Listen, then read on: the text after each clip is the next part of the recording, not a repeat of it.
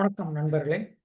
இன்று பங்கு சந்தையில கொஞ்சம் அதிகமான அளவிற்கு லாபம் பார்ப்பதற்கு பல வியூகங்கள் இருக்கின்றன. எனக்கு தெரிந்த ஒரு வியூகத்தை நான் பதிவிடுறேன். இன்னும் பல விஷயங்கள் இன்னும் வரக்கூடிய காலங்களில் வேற வேற வீடியோக்கெல்லாம் நான் போடுறேன். பல வருடங்களா பார்த்துட்டு இருக்கிறோம். பல வருடங்களா நம்ம பங்கு சந்தையில கலந்துக்கிட்டு இருக்கிறோம். மார்க்கெட்ல ட்ரேட் பண்ணிட்டு தான் இருக்கிறோம்.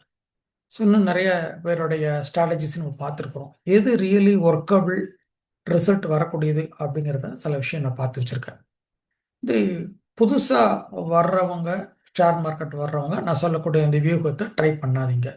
கொஞ்சம் அனுபவம் உள்ளவங்க, யாரால கொஞ்சம் ரிஸ்க் எடுக்க முடியும் அவங்க மட்டும். நான் ரிஸ்க் இல்லாமல் ஜீரோ லாஸில் தான் ஸ்ட்ராட்டஜி நான் சொல்கிறேன். நான் செபி ரெகனைஸ்டு அட்வைசர் கிடையாது. என்னோட அனுபவத்தை சொல்கிறேன். நீங்கள் உங்களுடைய ஃபினான்ஷியல் எக்ஸ்பர்ட்ஸை கலந்து ஆலோசிச்சுட்டு தான் நீங்கள் முடிவு எடுக்கணும். சரிங்களா? இப்போ நான் உங்களுக்கு நேராக அந்த விஷயத்துக்குள்ளே போகலாம். எப்படி நீங்கள் பண்ணலாம் அப்படிங்கிறத ஒரு விஷயத்தை உங்களுக்கு பிபிடியாக உங்களுக்கு காமிச்சா உங்களுக்கு பவர் பாயிண்டில் காமிச்சா இன்ஃபர்மேஷன் கரெக்டாக இருக்கும். சரிங்களா? ரைட்.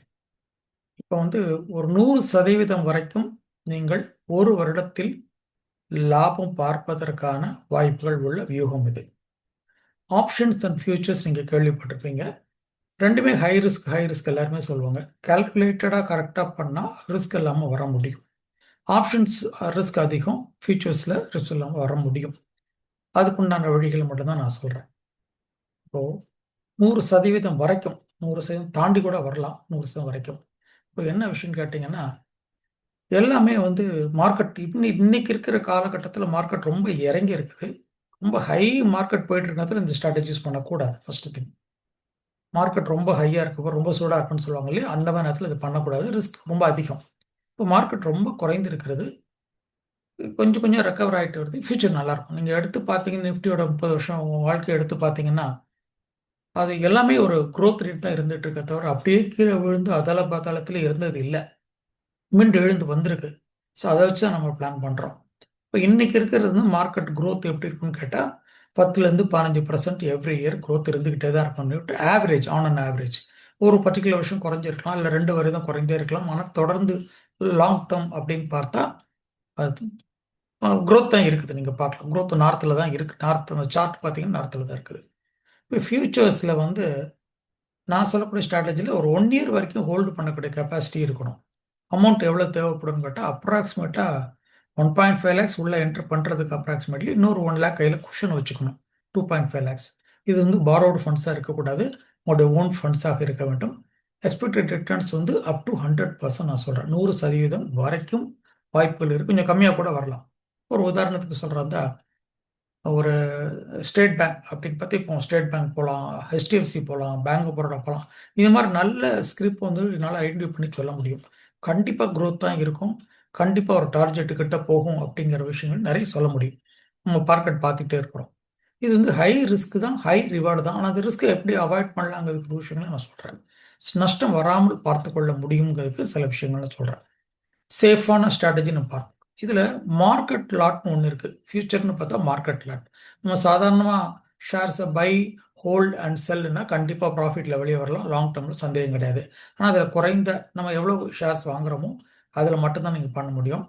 இதில் ஃபியூச்சர்ஸில் மார்க்கெட் லாட் அப்படிங்கிறதுனால 750, இல்லைன்னா ஹெச்டிஎஃப்சினா 550, பேங்க் ஆஃப் பரோடா 2920, இது மாதிரி நம்பர்ஸ் அதிகமாக இருக்கனால ப்ராஃபிட் அதிகமாக வரதுக்கு வாய்ப்பு இருக்குது.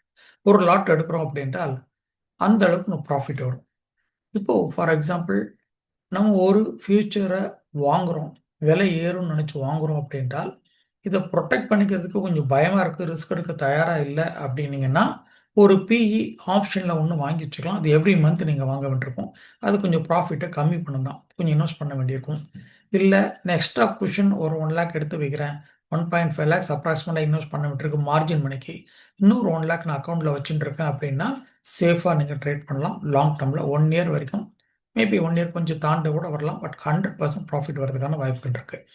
இதில் பார்க்க வேண்டிய முக்கியமான விஷயம் எவ்ரி மந்த் கான்ட்ராக்ட், 3 மாத கான்ட்ராக்ட் தான் மார்க்கெட்டில் இருக்குது. ஸோ நீங்கள் ஒவ்வொரு மாதம் முடிவில் ஒரு 2 நாள் 3 நாளுக்கு முன்னாடி அடுத்த மாதத்துக்கான கான்ட்ராக்ட்டுக்கு நீங்கள் மாறிக்கொள்ள வேண்டும். அதில் லாஸ் உங்களுக்கு 3 ருபீஸ் 4 ருபீஸ் வரைக்கும் லாஸ் வர்றதுக்கான வாய்ப்புகள் இருக்குது. இந்த மந்த்லேருந்து அடுத்த மந்த் மாறும் பொழுது இன்னொரு 1 மந்த்துக்கு உங்களுக்கு குஷன் இருக்கு இல்லையா, அதையும் நம்ம கணக்கில் எடுத்துக்கொள்ளணும். ஸோ 1.5 லேக்ஸ் அப்ராக்சிமேட்டாக மார்ஜின் மணி தேவைப்படுது ஃபியூச்சர்ஸுக்கு. இன்னொரு 50-60 சொல்லியிருக்கேன், 1 லேக் வரைக்கும் நீங்கள் வைத்துக் கொள்ளுங்கள். மார்க்கெட் நீங்கள் ரொம்ப இறங்குச்சு அப்படின்னா கூட இப்போ 1 லேக்கும் தாண்டி போகிறது. நீங்கள் 1 லேக் கொஷின் வச்சுருக்கிறீங்க, மார்க்கெட் இறங்க இறங்க இறங்க இந்த உங்களுக்கு கையில் இருக்கிற ரிசர்வ்ல இருந்து உங்கள்கிட்ட இருந்த ஃபண்ட்ஸ்ல இருந்து எடுப்பாங்க, மார்ஜினுக்கு எடுத்துப்பாங்க. அப்போ நீங்கள் 1 லேக் வச்சுருக்கிறீங்க, அந்த 1 லேக்கே நீங்கள் போகிற அளவுக்கு மார்க்கெட் அந்த அளவுக்கு இறங்காது, இதை விட ரொம்ப இறங்க சான்ஸ் ரொம்ப மிக மிக கம்மி. அப்படி ஏதாவது இறங்கினா கூட இன்னும் ஒரு லாட்டு தைரியமாக இன்னொரு 2.5 லேக்ஸ் இன்வெஸ்ட் பண்ணி எடுத்து வச்சிட்டிங்கன்னா 100% ப்ராஃபிட்டோட நீங்கள் வெளியே வர முடியுங்கிறது ஆணித்தரமாக என்னால் சொல்ல முடியும். ரைட்டா? ரைட். இப்போது இது எல்லாருக்கும் இந்த ஸ்ட்ராட்டஜி கிடையாது. மார்க்கெட்டில் கொஞ்சம் அனுபவம் உள்ளவங்களுக்கு, கொஞ்சம் ரிஸ்க் ஆப்படைட் அதிகம் உள்ளவங்களுக்கு யாரால் ஹோல்ட் பண்ண முடியும் 1 இயருக்கு அப்படிங்கிறது மட்டும்தான். பாரோட் ஃபண்ட்ஸில் போடாதீங்க. மார்க்கெட் நடுவில் ஏறி இறங்கினா எதை பற்றியும் கவலைப்படாதீங்க. நடுவில் மார்க்கெட் ஏற ஏற உங்களுக்கு அதனுடைய ப்ராஃபிட் உங்கள் அக்கௌண்ட்டுக்கு எவ்ரிடே வந்துக்கிட்டு இருக்கும். எவ்ரிடே இன்றைக்கி ஒரு டெய்லி ஏறிச்சு அப்படின்னு அதை நான் உங்களுக்கு எக்ஸ்பிளைன் பண்ணுறேன். அந்த ஃபண்ட்ஸை யூஸ் பண்ணிடாதீங்க. அதை அதுக்குன்னே வச்சுக்கோங்க, எக்ஸ்க்ளூசிவாக தனியாக வச்சுக்கோங்க. ப்ராஃபிட்டை வெளியே எடுக்காதீங்க. ஏன்னா மார்ஜின் இன்க்ரீஸ்க்கு அது தேவைப்படும். ஒரு உதாரணம் கொடுக்கலாம். State bank of India market rate 940 ஃபியூச்சர்ஸில், மார்க்கெட் லாட் வந்து 750. இப்போது நீங்கள் இன்னைக்கு 940.60க்கு நீங்கள் ஃபியூச்சர் ஒன்று வாங்கிடுறீங்க. 1.5 லேக்ஸ் 1.6 லேக்ஸ் மார்ஜின் அப்போ அது அக்கௌண்ட்டில் இருக்குதா உங்களை அலோவ் பண்ணும். எடுத்துட்டீங்க. இன்றைக்கே மார்க்கெட் ₹1 கூடினா உங்களுக்கு ₹750 ப்ராஃபிட். ₹1 குறைந்தால் ₹750 லாஸ். இதுதான் பேசிக் ஸ்ட்ராட்டஜி தான். இப்போ ₹5 கூடுச்சுன்னா 5 × 750, ₹5 இறங்குச்சுன்னா 5 × 3 750. அந்த அளவு அக்கௌண்ட்டில் குறைச்சிடுவாங்க, மார்ஜின்லேருந்து எடுத்துடுவாங்க, எக்ஸ்ட்ரா மார்ஜின்லேருந்து எடுத்துப்பாங்க. அதுதான் குஷன் அவங்களை 1 லேக் வைக்க சொல்கிறேன் எக்ஸ்ட்ரா. சரிங்களா? ஒரு 50,000 60,000 வைக்கலாம், மினிமம் 1 லேக் இருந்தால் பெட்டராக இருக்கும். இப்போது 940க்கு நீங்கள் வாங்குறீங்க. இதனோட டார்கெட் எது வந்து நீங்கள் செலக்ட் பண்ணணும்னு கேட்டால், எதுக்கு நல்ல டார்கெட் இருக்குது, எது கன்ஃபார்ம்டாக போகும், எது மார்க்கெட் ரிஸ்க் ரொம்ப கம்மியாக இருக்குது, எது சாலிடாக மியூச்சுவல் ஃபண்டால் வாங்கக்கூடியது, மார்க்கெட்டில் எல்லாருமே விரும்பி எத்தனை புரோக்கர்ஸ் அதை ரெக்கமெண்ட் பண்ணுறேன், இதெல்லாம் கொஞ்சம் ஸ்டடி பண்ணிக்கிட்டால் எந்த ஸ்கிரிப்டுங்கிறத நம்ம கண்டுபிடிக்கலாம். நான் கண்டுபிடிச்ச ஸ்கிரிப்டில் வந்து 2-3 ஸ்கிரிப்ட் பார்த்து வச்சுருக்கேன் இப்போதைக்கு. இது போல் நிறைய விஷயங்கள் ஐடென்டிஃபை பண்ணி சொல்ல முடியும். So State bank of India எடுத்தால் 940 ஃபியூச்சர் ரேட்டு. டார்கெட் வந்து 1 இயர் டார்கெட் பீரியட் வந்து அமௌண்ட் வந்து 1196. இது ₹50 கூடலாம், ₹50 குறையலாம். 1100 கண்டிப்பாக கன்ஃபார்ம்டாக 1 இயரில் கிராஸ் பண்ணும். சரிங்களா? இப்போ கிராஸ் பண்ணவே இல்லைன்னு என்னென்னா 750 இன்றைக்கி இருக்கிற 940 நகர நகர நகர ப்ராஃபிட் தானாங்க. ஒவ்வொரு டே ₹1 கூடனா கூட ப்ராஃபிட் தான் உங்களுக்கு. ஸோ அதை நோக்கி தான் போகும். நீ கீழே வருமான்னு கேட்டால் ஒரு 900 வரைக்கும் கூட மார்க்கெட் இறங்குறதுக்கான வாய்ப்புகள் இருக்குது. மார்க்கெட்னா நீங்கள் திருப்பி அதை ஒன்றுமே கண்டுக்காமல் நீங்கள் இருந்தீங்க, மார்ஜின் தான் இருக்கிறது இல்லையா, அது வேணும்னா அதுலேருந்து எடுத்துப்பாங்க. வெயிட் பண்ணிங்கன்னா மார்க்கெட் திருப்பி ஏறத்தான் செய்யும். இப்போது எவ்வளோ டார்கெட் 1196, எவ்வளோ டிஃப்ரென்ஸ் நமக்கு எதிர்பார்க்குறோம் ப்ராஃபிட், எதிர்பார்க்குற ஸ்கிரிப்பு ஷேர் ப்ரைஸ் இன்க்ரீஸ் 256. இப்போ மார்க்கெட் லாட் 750 அப்படிங்கிற போது 256 750 ₹1,92,000 லாபம் வரணும் 1 இயரில். இது ஒரு பேப்பரில் தான் பார்க்குறோம், ப்ராக்டிக்கலில் கொஞ்சம் முன்ன பின்ன இருக்கலாம். இப்போ உங்களுக்கு ஹை ரிஸ்க் வேண்டாம், உங்களுக்கு எடுக்க தயாராக இல்லை அப்படின்னீங்கன்னா ஒரு பின்னு ஒன்று வாங்கி வச்சுக்கலாம். இப்போ 940 இருக்குது, ஒரு 850 பி ஒன்று வாங்கி வச்சுக்கலாம். அதுக்கு நீங்கள் மார்ஜின் ப்ரீமியம் கட்ட வேண்டியிருக்கும். அந்த ப்ரீமியம் டிகே ஆகிட்டே வரும், கம்மியாகிட்டே வரும். அது கடைசியில் வந்து மந்த் எண்ட் வரும்போது ஆல்மோஸ்ட் 0 ஆகிடும். பட் அது ரிஸ்க்கு கவர் பண்ணுறதுக்காக நீங்கள் பண்ணிச்சுக்கலாம். இன்கேஸ் ₹100 டிராஸ்டிக்காக மார்க்கெட் இறங்குது என்றால் இந்த அளவுக்கு உங்கள் மார்ஜின் மணி அந்த அளவுக்கு போகும், அந்த அளவுக்கு உங்கள் பி வந்து அப்ரிஷியேட் ஆகிடும். அதை நீங்கள் என்ஜாய் பண்ணிக்கலாம். ஓகேயா? ரைட். இது வந்து ஒரு எக்ஸாம்பிள் கொடுக்குறேன். இப்போ பேங்க் ஆஃப் பரோடா இதில் சூப்பர் ப்ராஃபிட் வரதுக்கான வாய்ப்புகள் அதிகமாக இருக்குன்னா ஸ்கிரிப்ட் வெரி குட், நல்ல ஷேர், நல்ல கம்பெனி.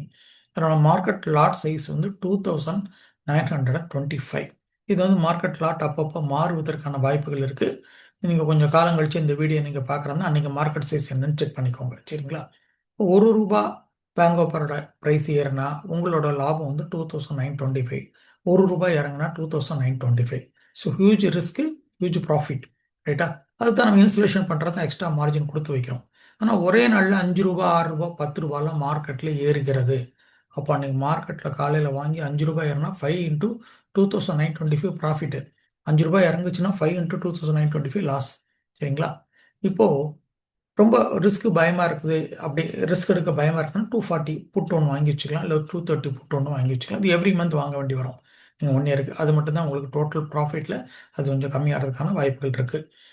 புட் எடுக்கிறாங்க, புட் எடுக்காமலே நீங்கள் வந்து மார்ஜின் மட்டும் வச்சுட்டு இருந்து மார்க்கெட் வெயிட் பண்ணிகிட்டே இருந்தால் எவ்ரி மந்த்து கான்ட்ராக்டை ரெனியூல் பண்ணிட்டு அடுத்த இதுக்கு மாறிட்டே இருந்தால் கண்டிப்பாக லாஸ் வர வாய்ப்பே கிடையாது. மார்க்கெட் ஏறும். கண்டிப்பாக முழு ப்ராஃபிட்டில் தான் நீங்கள் வெளியே வருவீங்க, என்னால் அறுதியாக சொல்ல முடியும். இன்னி ரேட்டில் Bank of Baroda share price வந்து ₹260 அப்ராக்சிமேட்லி. என்னோட டார்கெட் வந்து 321. ரீசெண்டாக 325 வரைக்கும் போயிட்டு வந்தது. மார்க்கெட் கண்டிஷன் இறங்கினால 321க்கு வந்திருக்கு, 260க்கு வந்திருக்கு. ஸோ கிட்டத்தட்ட ₹60 ப்ராஃபிட் வரதுக்கான வாய்ப்புகள் இருக்குது.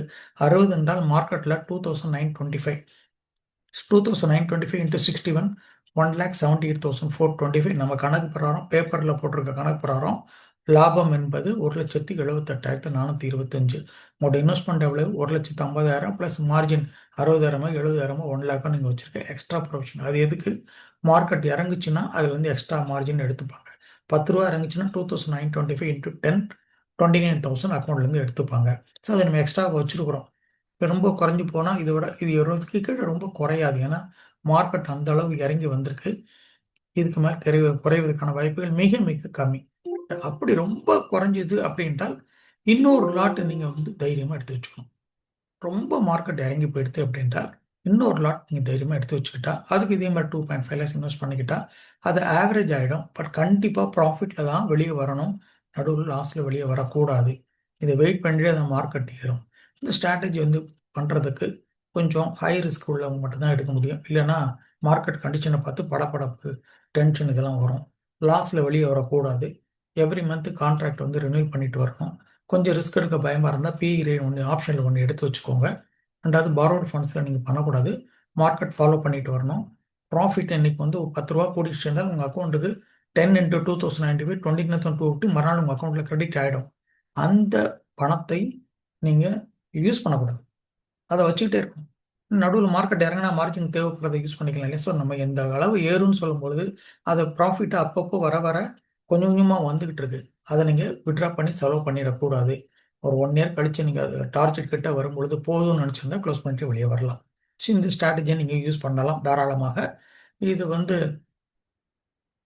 ப்ராஃபிட்டபிலிட்டி, ப்ராபபிலிட்டி எவ்வளோ இருக்குது, எவ்வளோ நாள், எவ்வளோ ப்ராபபிலிட்டி இருக்குன்னு கேட்டிங்கன்னா, என்னை பொறுத்த வரைக்கும் 80 to 90% ப்ராபபிலிட்டி இது கண்டிப்பாக ஒர்க் அவுட் ஆகும். குஷன் கொடுத்துருக்குறோம் நம்ம. ஒரு இதில் வந்து மார்க்கெட் இறங்கினால் அதை அந்த பணத்தை இது பண்ணுறதுக்கு நம்ம ரிசர்வ் எக்ஸ்ட்ரா வச்சுக்கிறதுனால கண்டிப்பாக. ரெண்டாவது மார்க்கெட் ஓவராலாக நம்ம 20 வருஷம் 30 வருஷம் பார்க்கும்போது க்ரோத்லேயே தான் போயிட்டு இருக்க போது 1 இயர் முழுக்க கீழே விழுந்து கிடக்காது. கண்டிப்பாக பழையபடி ஏறும். அப்படி ரொம்ப மார்க்கெட் இது கண்டு திருப்பி கொஞ்ச நாள் வேணும்னா போயிட்டு ஏறத்தான் செய்யும். மார்க்கெட் ஏறத்தான், ஏறணும் ப்ராஃபிட்டில் தான் வெளியே வர போகிறோம். அதனால சொல்கிறேன், இந்த பணம் வேறு இதில் இந்த ரொட்டேஷன் ஃபண்ட்ஸ்லேருந்து போடக்கூடாது. இன்வெஸ்ட்மெண்ட் ஃபண்ட்ஸில் மட்டும்தான் போடணும். உங்களோட ஓன் ஃபண்ட்ஸில் மட்டும். You can wait. மார்க்கெட் என்ன கண்டிஷன் தான் நீங்கள் வெயிட் பண்ணி ப்ராஃபிட்டில் தான் வெளியே வர முடியும். இதுபோல் பல நுணுக்கங்கள், எனக்கு தெரிஞ்ச நுணுக்கங்களை நான் ஷேர் பண்ணுறேன். நீங்கள் பார்த்துக்கிட்டு உங்களுடைய மார்க்கெட், உங்களோட நிதி நிலைமையை தக்கன உங்களுடைய ஃபினான்ஷியல் எக்ஸ்பர்ட்ஸோட கலந்துக்கிட்டு இது எவ்வளோ தூரத்துக்கு சாத்தியம்ங்கிறது கலந்துக்கிட்டு நீங்கள் முடிவெடுங்க. நன்றி, வணக்கம், தேங்க்யூ.